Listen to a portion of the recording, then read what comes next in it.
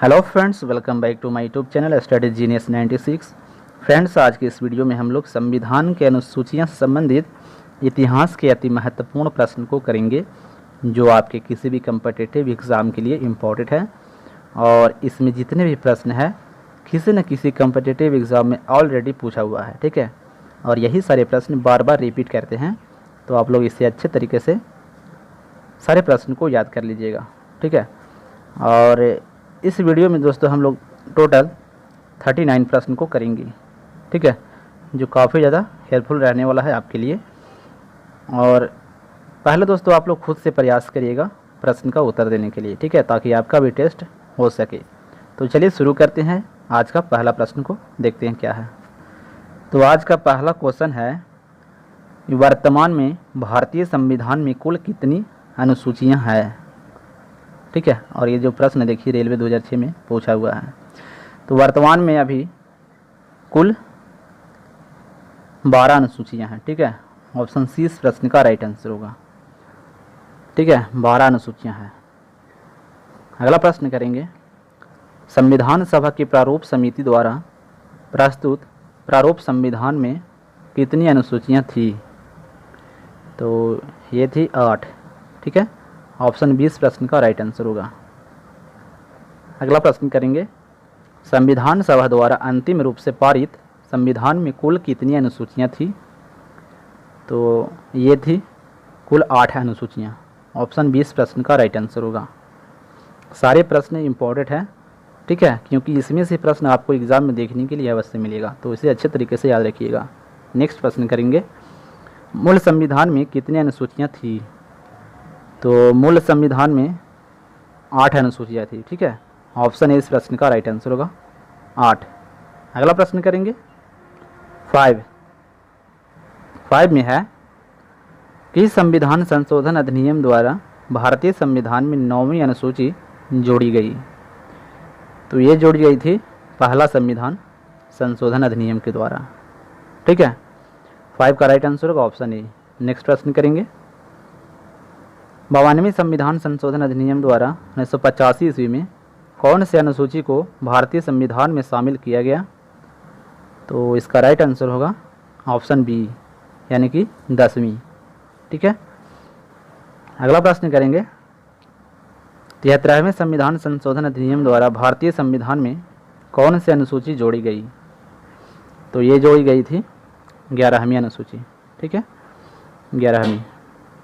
Next प्रश्न करेंगे 8 में है, 74वें संविधान संशोधन अधिनियम द्वारा भारतीय संविधान में कौन सी अनुसूची जोड़ी गई?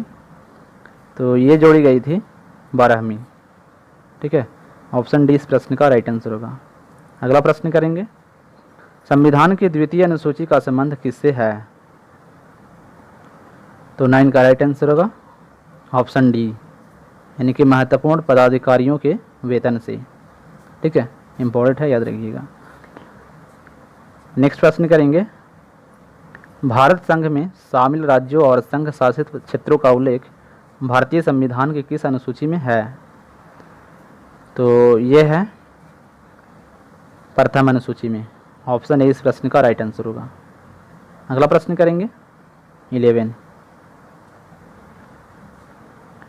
11 में है, राष्ट्रपति राज्यों के राज्यपालों, सर्वोच्च न्यायालय तथा उच्च न्यायालय के न्यायाधीशों, सांसद तथा राज्य विधान मंडलों के अधिकारियों, भारत के नियंत्रक एवं महालेखा परीक्षक आदि के वेतन के संबंध में प्रावधान संविधान की किस अनुसूची में किया गया है? तो ये किया गया है द्वितीय अनुसूची में, ठीक है। ऑप्शन 20 प्रश्न का राइट आंसर होगा। अगला प्रश्न करेंगे, भारतीय संविधान की तीसरी अनुसूची का संबंध है? तो ये संबंधित है शपथ तथा प्रतिज्ञा से, ठीक है, प्रतिज्ञान से। ऑप्शन 20 प्रश्न का राइट आंसर होगा। अगला प्रश्न करेंगे 13 में है, संविधान की किस अनुसूची में प्रत्येक राज्यों तथा संघ राज्य क्षेत्रों के लिए राज्यसभा में स्थानों के आवंटन की सूची है? तो इसका राइट आंसर होगा ऑप्शन डी, यानी कि चतुर्थ अनुसूची में, और देखिए रेलवे 2005 में पूछा गया है। अगला प्रश्न करेंगे 14 में है, निम्नलिखित में से भारत के संविधान के किस एक अनुच्छेद या अनुसूची का संबंध स्वशासित जिला परिषदों से है? तो ये है 6ठे अनुसूची का, ठीक है। और ये देखिए CDS 2016 में ये प्रश्न पूछा गया है। अगला प्रश्न करेंगे, भारतीय संविधान में 22 भाषाओं को राजभाषा का दर्जा प्रदान किया गया है। इन राजभाषाओं का उल्लेख किस अनुसूची में है? मोस्ट इम्पॉर्टेंट क्वेश्चन है, बार बार रिपीट करता है ये प्रश्न, ठीक है। तो इसका राइट आंसर होगा ऑप्शन बी, यानी कि 8वीं अनुसूची में। अगला प्रश्न करेंगे 16 में है, भारतीय संविधान की 8वीं अनुसूची का संबंध है। तो ये संबंध है भाषाओं के साथ, ठीक है। ऑप्शन सी इस प्रश्न का राइट आंसर होगा और ये रेलवे 2004 में पूछा गया है। अगला प्रश्न करेंगे, किस अधिनियम को संविधान की किस अनुसूची में सम्मिलित करने पर उसकी वैधता को किसी न्यायालय में चुनौती नहीं दी जा सकती है? तो इसका राइट आंसर होगा ऑप्शन सी, यानी कि 9वीं, ठीक है। अगला प्रश्न करेंगे, किस राज्य के आरक्षण विधेयक को 9वीं अनुसूची में शामिल किया गया है? तो ये शामिल किया गया है तमिलनाडु को, ठीक है। ऑप्शन ए इस प्रश्न का राइट आंसर होगा।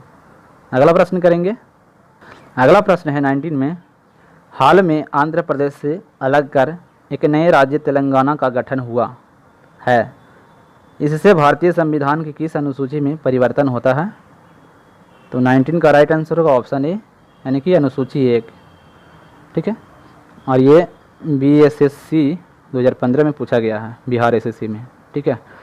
अगला प्रश्न करेंगे, दल बदल के आधार पर निर्वाचित सदस्यों की अयोग्यता संबंधित विवरण संविधान की किस अनुसूची में दिया गया है? तो ये दिया गया है 10वीं अनुसूची में। इम्पोर्टेंट क्वेश्चन है ये, ठीक है। और ये SSC 2001 में पूछा गया है। अगला प्रश्न करेंगे, भारतीय संविधान की 10वीं अनुसूची किससे संबंधित है? तो ये संबंधित है दल बदल कानून से, ठीक है। ऑप्शन ए इस प्रश्न का राइट आंसर होगा और यह प्रश्न CGPSC 2012 में पूछा गया है। नेक्स्ट प्रश्न करेंगे 22 में है, संविधान की 6ठी अनुसूची इनमें से किस राज्य में लागू नहीं होती है? तो इसका राइट आंसर होगा ऑप्शन डी, यानी कि मणिपुर में। और यह प्रश्न देखिए MPPSC 2004 में पूछा गया है। अगला प्रश्न करेंगे, भारत के संविधान की अनुसूची तथा उसके विषय के निम्नलिखित युग्मों में से कौन सा एक सही सुमेलित नहीं है? तो यहाँ पे देखिए ये इस तरफ है अनुसूची और इस तरफ विषय है।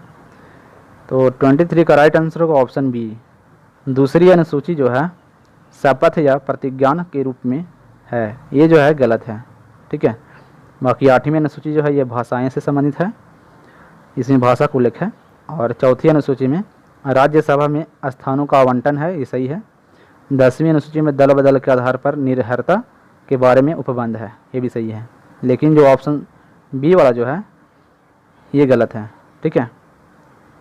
और ये प्रश्न NDA 2016 में पूछा गया है। अगला प्रश्न करेंगे 24 में है, भारतीय संविधान की किस अनुसूची में पंचायती राज्य संस्थाओं का प्रावधान है?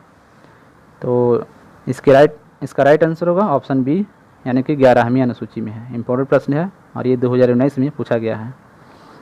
अगला प्रश्न करेंगे, भारतीय संविधान के निम्न दी गई अनुसूचियों में से कौन सी सूची राज्यों के नामों की सूची तथा राज्य क्षेत्रों का ब्यौरा देती है? तो इसका राइट आंसर होगा ऑप्शन ए, यानी कि पहली सूची, ठीक है। और ये प्रश्न UP PCS 2014 में पूछा गया है। अगला प्रश्न करेंगे 26 में है, निम्नलिखित में से कौन सा एक कथन भारत के संविधान की 4थी अनुसूची का सही वर्णन करता है? तो 26 का राइट आंसर होगा ऑप्शन डी, इसमें राज्यसभा के स्थानों के आवंटन से संबंधित उपबंध अंतर्वृष्ट है, ठीक है। और यह प्रश्न UPSC 2004 में पूछा गया है। अगला प्रश्न करेंगे 27, भारतीय संविधान की 6ठी अनुसूची के प्रावधान निम्नलिखित में से किस राज्य में लागू होते हैं? तो 27 का राइट आंसर होगा ऑप्शन ए, यानी कि त्रिपुरा में, ठीक है। और ये भी प्रश्न देखिए यूपी पीसीएस 2019 में पूछा गया है। सारा इंपॉर्टेंट प्रश्न है, यही सारे प्रश्न रिपीट होते रहते हैं। अगला प्रश्न करेंगे 28। यदि भारत संघ को एक नए राज्य का सृजन करना हो तो संविधान के निम्नलिखित अनुसूचियों में से किस एक को अवश्य संशोधन किया जाना चाहिए? ठीक है, तो 28 का राइट आंसर होगा ऑप्शन ए, यानी कि पहली। ठीक है, इसमें संशोधन किया जाना चाहिए और ये प्रश्न IAS 2001 में पूछा गया है। नेक्स्ट प्रश्न करेंगे, निम्नलिखित में से कौन सा कथन संविधान के चतुर्थ अनुसूची को सही वर्णित करता है? तो ये करता है, यह राज्यों के परिषद में सीटों का बंटवारा करता है। ठीक है, ऑप्शन बी इस प्रश्न का राइट आंसर होगा और ये भी प्रश्न SSC 2015 में पूछा गया है। अगला प्रश्न करेंगे 30 में है, भारत के संविधान की किस अनुसूची में विभिन्न राज्यों में अनुसूचित क्षेत्रों के प्रशासन और नियंत्रण के लिए विशेष उपबंध है? तो ये है 5वीं में। ठीक है, और ये भी देखिए 2008 में प्रश्न पूछा गया है। नेक्स्ट प्रश्न करेंगे, निम्नलिखित में से कौन नई जोड़ी गई अनुसूची नहीं है? ठीक है, निम्नलिखित में से कौन सी नई जोड़ी गई अनुसूची नहीं है, ये प्रश्न है। तो 31 का राइट आंसर होगा ऑप्शन ए, यानी कि 8वीं अनुसूची। ये जो है ये नई जोड़ी गई अनुसूची नहीं है। अगला प्रश्न करेंगे, अगला प्रश्न है 32। भारत के संविधान की किस अनुसूची का मिलान उसकी सामग्री के साथ गलत ढंग से किया गया है? तो ये किया गया है दूसरी अनुसूची का। ठीक है, भाषाएं से। ऑप्शन बी जो है ये गलत है। बाकी पहली अनुसूची में राज्य और केंद्र शासित प्रदेश है, ये सही है। चौथी अनुसूची में राज्य परिषद में सीटों का आवंटन है, ये भी सही है। तीसरी अनुसूची में शपथ या अभिवचन के स्वरूप हैं, ये भी सही है। ठीक है, तो इसका राइट आंसर होगा ऑप्शन बी, दूसरी अनुसूची जो है ये भाषाएं से संबंधित नहीं है। ठीक है, और ये प्रश्न SSC 2020 में पूछा गया है। अगला प्रश्न करेंगे 33 में है, भारत के संविधान की 11वीं अनुसूची किनके बीच शक्तियों को विभाजित करती है? तो ये करती है राज्य, विधानमंडल और पंचायत। ठीक है, ऑप्शन बी इस प्रश्न का राइट आंसर होगा 33 का। और ये प्रश्न देखिए CDS 2020 में ये प्रश्न पूछा गया है। सारे के सारे इंपॉर्टेंट प्रश्न करेंट क्वेश्चन है। ठीक है, अगला प्रश्न करेंगे, हाल ही में पूछा गया है, भारत के संविधान की 5वीं अनुसूची के संबंध में निम्नलिखित में से कौन सा कथन सही नहीं है? और यहाँ पे चारों ऑप्शन आपको दिखाते हैं। तो 34 का जो राइट आंसर होगा ये होगा ऑप्शन सी, ये सही नहीं है। ठीक है, और इसमें क्या कह रहा है सुन लीजिए, अनुसूचित जनजातियों के सदस्यों द्वारा या उनमें भूमि के अंतरण का प्रतिषेध या निर्वर्धन करने के लिए विनियमन बनाने हेतु राज्यपाल अधिकृत नहीं है। ठीक है, ये गलत है, बाकी सभी सही है। और ये भी प्रश्न देखिए 2019 में पूछा गया है। अगला प्रश्न करेंगे 35 में है, सूची 1 को सूची 2 से सुमिलित कीजिए तथा सूचियों के नीचे दिए गए कूट से सही उत्तर का चयन कीजिए। तो सूची 1 में अनुसूची का नाम है और सूची 2 में संबंधित विषय का नाम है। तो 35 का जो राइट आंसर होगा ये ऑप्शन सी वाला होगा। ठीक है, ए का 3 होगा, बी का 4 होगा, सी का 2 और डी का 1 होगा। तो चतुर्थ अनुसूची जो संबंधित है ये संबंधित है राज्यसभा से। ठीक है, ए का 3 होगा। और षष्ठ अनुसूची जो है ये संबंधित है जनजातीय क्षेत्र से, बी का 4 होगा। और अष्टम अनुसूची जो है ये संबंधित है भाषा से। ठीक है, इसमें भाषा को उल्लेख है 22 भाषाओं का। और नवम अनुसूची जो है ये संबंधित है भूमि सुधार से। ठीक है, इसका ये वाला होगा। तो ऑप्शन सी इस प्रश्न का राइट आंसर होगा। और ये जो प्रश्न है यूपी PCS 1999 में पूछा गया है। ठीक है, अगला प्रश्न करेंगे 36 में है, सूची 1 को सूची 2 से सुमिलित कीजिए तथा सूचियों के नीचे दिए गए कूट से सही उत्तर का चयन कीजिए। तो सूची 1 में अनुसूचियाँ का नाम है और सूची 2 में संबंधित विषय है। ठीक है, तो 36 का जो राइट आंसर होगा ऑप्शन डी होगा, यानी कि ये वाला। थोड़ा सा ऊपर कर लेते हैं इसको। तो देखिए ए का जो होगा 3 होगा, बी का 1 होगा, सी का 2 होगा और डी का 4 होगा। तो 8वीं अनुसूची जो है ये संबंधित है राष्ट्रीय भाषाओं की सूची से, ठीक है, ए का 3 होगा। और 9वीं अनुसूची जो है ये संबंधित है इस अधिनियम में सम्मिलित अधिनियम न्यायालय के अधिकार क्षेत्र के बाहर है, ठीक है, इसे संबंधित है, यानी कि बी का 1 होगा। और 10वीं अनुसूची जो है ये संबंधित है दल बदल विरोधी कानून से, इंपॉर्टेंट प्रश्न पूछा जाता है बार बार। और 11वीं अनुसूची जो है ये संबंधित है पंचायत राज व्यवस्था का प्रावधान से, ठीक है। तो ऑप्शन 36 का जो राइट आंसर होगा ये होगा डी, ये वाला, ठीक है। अगला प्रश्न करेंगे 37 में है प्रशासनिक उपबंधों तथा तत्संबंधित संविधान की अनुसूचियों के संदर्भ में सूची 1 एवं सूची 2 का सुमेल कीजिए तथा दिए गए कूटों में से सही उत्तर चुनिए। तो सूची 1 में प्रशासनिक उपबंध का नाम है और सूची 2 में अनुसूची का नाम है, ठीक है। तो 37 का राइट आंसर होगा ऑप्शन बी, और इसका जो ऑप्शन है यहाँ पे है, तो 37 का राइट आंसर होगा ऑप्शन बी वाला, ठीक है, ये वाला होगा। ए का 4 होगा, बी का 3, सी का 1 और डी का 2, ठीक है। तो चलिए इसको मिलान करते हैं, ए का 4, बी का 3 है, देखते हैं इसको मिलान करके। तो ए का जो होगा ये होगा 4, ठीक है, ए का 4 होगा ये वाला, और बी का 3 वाला होगा, ठीक है, बी का 3 होगा, और सी का 1 होगा, इसका ये वाला होगा, और डी का 2 होगा, ठीक है, डी का 2 वाला होगा, ठीक है। तो असम, मेघालय, त्रिपुरा और मिजोरम के जनजातीय क्षेत्र जो है ये संबंधित है 6ठी अनुसूची से, ठीक है। ये पूछता है, इसमें से एक प्रश्न पूछ लेता है, तो ध्यान में रखिएगा। और अखिल भारतीय सेवाएं जो है ये आती है 7वीं अनुसूची में। भारत का नियंत्रक एवं महालेखा परीक्षक जो है ये आते हैं 2री अनुसूची में। और अनुसूचित क्षेत्रों तथा अनुसूचित जनजातियों का नियंत्रण जो होता है ये होता है 5वीं अनुसूची में, ठीक है। तो ऑप्शन बी इस प्रश्न का राइट आंसर होगा, ठीक है। तो ऑप्शन बी इस प्रश्न का राइट आंसर होगा, ये वाला। अगला प्रश्न करेंगे 38 में है सूची 1 को सूची 2 के साथ सम्मिलित कीजिए तथा सूचियों के नीचे दिए गए कूट का प्रयोग कर सही उत्तर का चयन कीजिए। तो सूची 1 में प्रशासनिक उपबंध का नाम है और सूची 2 में संबंधित अनुसूची है, ठीक है। तो इसका जो राइट आंसर होगा ये होगा 38 का ऑप्शन डी, ठीक है। ऑप्शन डी इस प्रश्न का राइट आंसर होगा। ए का 1, बी का 2, सी का 3 और डी का 4। तो चलिए इसको भी मिलान करते हैं। तो देखिए यहाँ पे राज्य व केंद्र शासित प्रदेश का उल्लेख जो है यह सूची 1 में।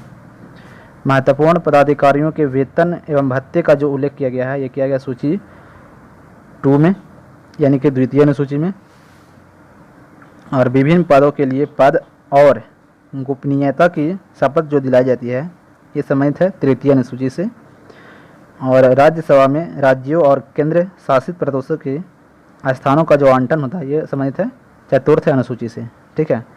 तो इस प्रश्न का राइट आंसर होगा ऑप्शन डी, ये वाला, ठीक है। अगला प्रश्न करेंगे 39 और आज का ये लास्ट प्रश्न है। तो इसमें बोल रहा है इसमें भी मिलान करना है, ठीक है। तो इसको मिलान करते हैं। देखिए तो 39 का जो राइट आंसर होगा ये ऑप्शन डी होगा। ए का 3 होगा, ठीक है, ए का 3 होगा, यानी कि 7वीं अनुसूची जो संबंधित है ये संबंधित है संघ, राज्य तथा समवर्ती सूचियाँ से। और बी का 1 होगा, यानी कि 8वीं अनुसूची जो संबंधित है ये संबंधित है भाषाएं से। और सी का 4 होगा, यानी कि 9वीं अनुसूची जो है ये संबंधित है कुछ अधिनियमों का विधि मान्यकरण से, ठीक है। और डी का 2 होगा, यानी कि 10वीं अनुसूची जो है ये संबंधित है दल परिवर्तन के आधार पर निर्भरता से, ठीक है। तो यहाँ पे चारों जो है इम्पोर्टेंट है, यहाँ से एक प्रश्न आपको एग्जाम में देखने के लिए ज़रूर मिलेगा, ठीक है। और ये प्रश्न देखिए पूछा गया है यूपी ARO 2020 में। तो यहाँ पे जितने भी है चारों के चारों इम्पोर्टेंट है, याद रखिएगा इसे। तो यही था आज का 39 इम्पोर्टेंट प्रश्न जो किसी न किसी कम्पिटिटिव एग्जाम में पूछा हुआ है और ये बार बार रिपीट करते हैं हर एग्जाम में, ठीक है। तो इसे आप लोग ध्यान में रखिएगा। तो दोस्तों ये वीडियो आपको कैसा लगा कमेंट करके ज़रूर बताइएगा और चैनल पे अगर पहली बार विजिट कर रहे हैं तो बेल आइकन प्रेस करके चैनल को जरूर सब्सक्राइब कर लीजिएगा। और वीडियो अगर आपको अच्छा लगा हो तो लाइक और शेयर करना ना भूलिएगा। ठीक है, तो मिलेंगे फिर अगली इंपॉर्टेंट वीडियो के साथ, तब तक के लिए जय हिंद।